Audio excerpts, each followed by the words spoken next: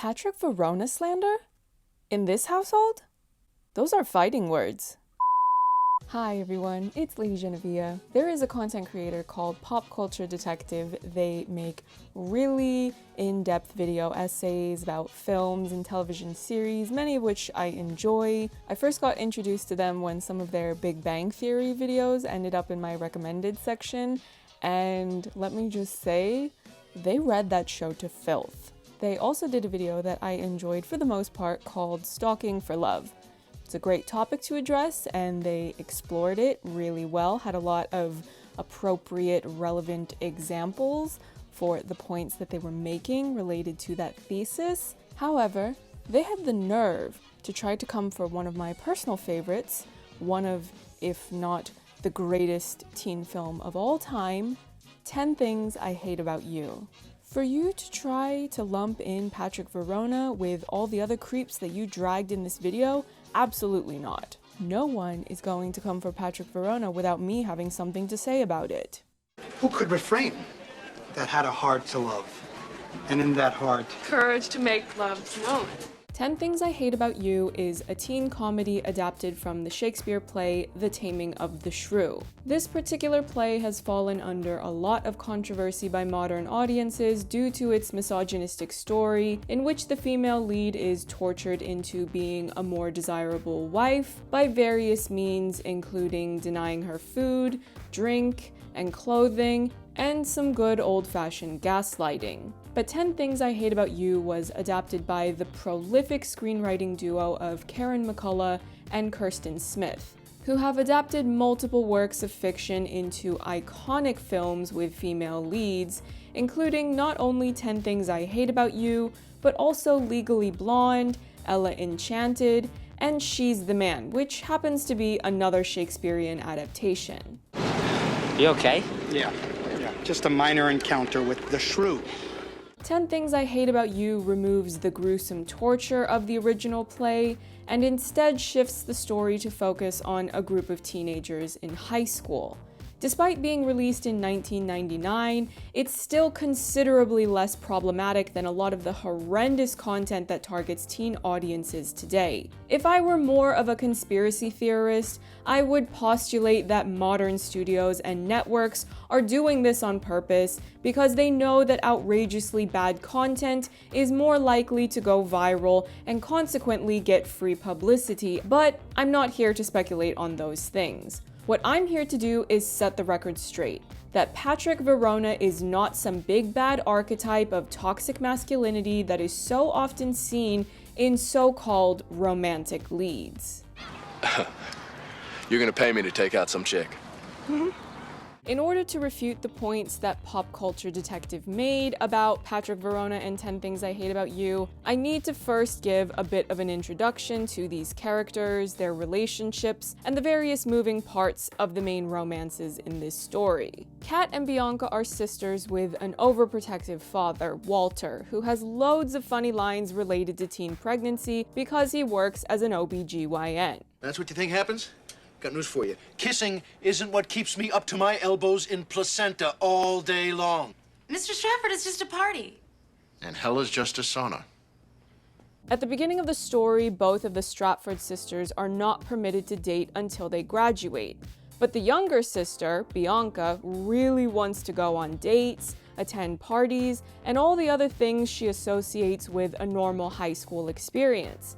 Kat is antisocial and anti-establishment, so Walter tells Bianca that she can date whenever Kat does, under the belief that this will remain an effective means of keeping Bianca from dating boys. Enter Cameron, a new student at Padua High, who immediately develops an attraction to Bianca. He decides to become her French tutor, even though he does not know French, just to try to get close to her. He asks her out, and she tells him about the recent change in her father's rules, which sets Cameron off on a path of trying to find a boy for Kat to date so he can go out with Bianca. The problem is, Bianca is not even interested in dating Cameron. She wants to go out with the popular douche of the school, Joey, who is a quote-unquote model. Yeah, it's more... Pensive? Damn, I was going for thoughtful. Manipulation and scheming is a core part of the story among more or less all of the lead characters.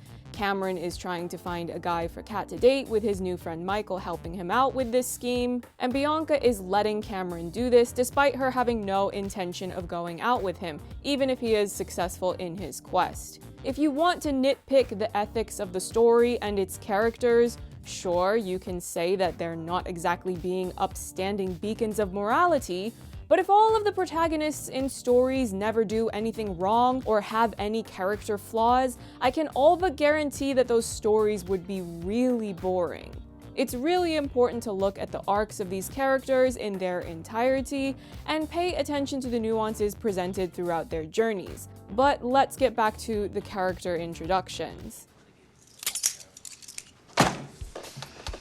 Hey, what about him? Kat's reputation is such that finding someone willing to take her out proves difficult. Enter one Patrick Verona, the school's bad boy, who smokes on campus and also has a pocket knife on him because the 90s were freaking wild, man. Cameron's first attempt to approach him directly is unsuccessful, so he and Michael ponder that paying him might be the only way to get him to agree to take Kat out on a date. But these are just regular high school kids without the disposable income to bribe a bad boy. Yeah, well, what we need is a backer. What's that? Someone with money who's stupid. Michael approaches Joey and suggests to him that he bribe Patrick to go out with Kat so that Joey will be able to date Bianca. Michael and Cameron figure that they can manipulate Joey into paving the way for Cameron to date Bianca because, remember, Bianca has not been honest with Cameron about who she wants to date. If anyone takes issue with the matter of money being involved in Patrick's pursuit of Kat, it's worth noting that the only times he's shown to be spending money on anything major is paying the drum major of the marching band to accompany him when he's going to sing on the school's athletic sound system, and at the very end of the film when he buys Kat a really nice Fender guitar since she's interested in music and has also told him that she's possibly interested in starting a band. He also very quickly seems to lose interest in the money he's receiving. He only asks Joey for more money when Joey tries to be controlling towards Patrick and has also just called Kat a bitch in the process. One could interpret Patrick's retaliation of demanding more money as a passive-aggressive way of defending Kat's honor, but I digress.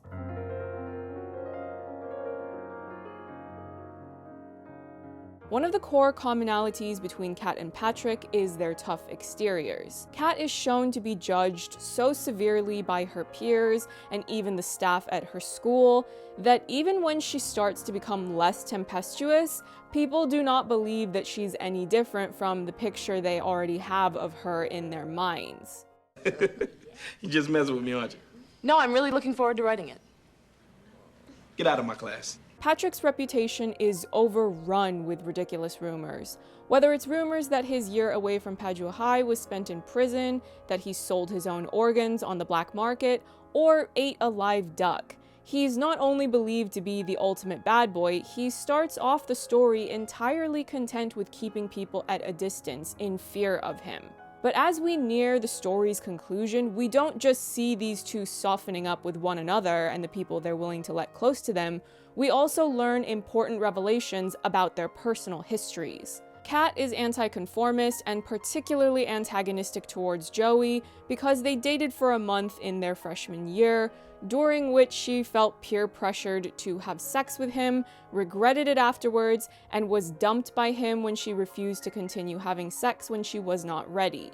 Patrick reveals to Kat that the real reason he was gone from Padua High for a year was that he was living with and looking after his sick grandfather. Though they don't elaborate further on this, it's not much of a stretch to guess that this grandfather might have died, particularly if it was a terminal illness, and this grief could have made him more inclined to act out and keep people at a distance. Even if this is not canon, he's a teenage boy and it's not unreasonable for him to be generally rebellious, but either way, the revelation of why he was really gone further demonstrates how deep down he's a good guy. Can't take my eyes off of you. Pop Culture Detective does not go in depth with discussing Kat and Patrick's relationship, but uses footage as part of the montages they've put together to support the various talking points of their thesis. They also place a particular emphasis on the grand gesture Patrick does of singing "Can't Take My Eyes Off You." I'm going to quote what they said while displaying this particular scene.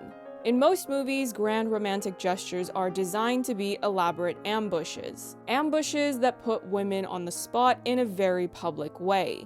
There's an undercurrent of coercion running through these schemes because they set up situations where the woman in question will appear callous or heartless if she rejects the guy again after he's gone through all the trouble of pulling off his elaborate stunt. Now, this is not a bad point to make when referencing other films, such as Crazy Stupid Love or Say Anything, both of which Pop Culture Detective shows in their video. However, including 10 Things I Hate About You as a reference when presenting this point is flat out wrong, and here is why.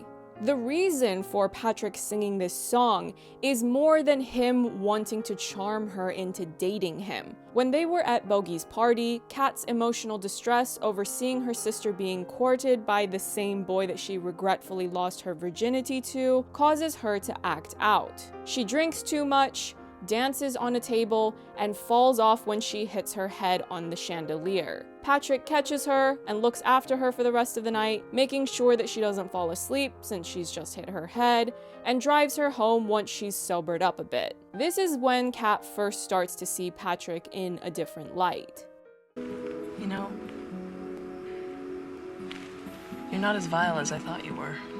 She tries to kiss him, but he says maybe we should do this a different time, because she's just had a rough night of being drunk, hitting her head, and he is also harboring some guilt over the unsavory reason that he first started talking to her in the first place, now that he is genuinely interested in getting closer to her. She is embarrassed and hurt by this rejection, particularly given her past experiences with dating and intimacy. When Patrick is singing this song to her, he's putting himself in the position to be embarrassed and humiliated on a significantly larger scale since there's a massive audience witnessing his antics, whereas no one saw Patrick reject Kat when they were alone in his car.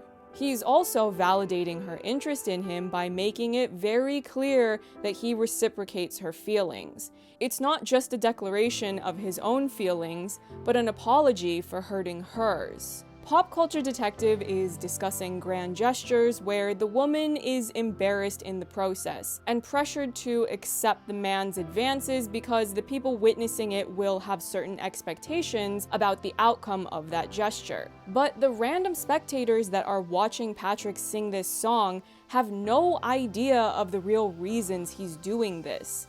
They know him as the school's bad boy, so from their perspective, this is just him doing something that matches that role. He's being rebellious and disruptive. None of Kat's teammates are looking at her because they have no idea that Patrick is doing all of this for her. She is not placed under any pressure from these spectators to take Patrick back. Her decision to forgive him and go break him out of detention is entirely her own. You never disappointed me.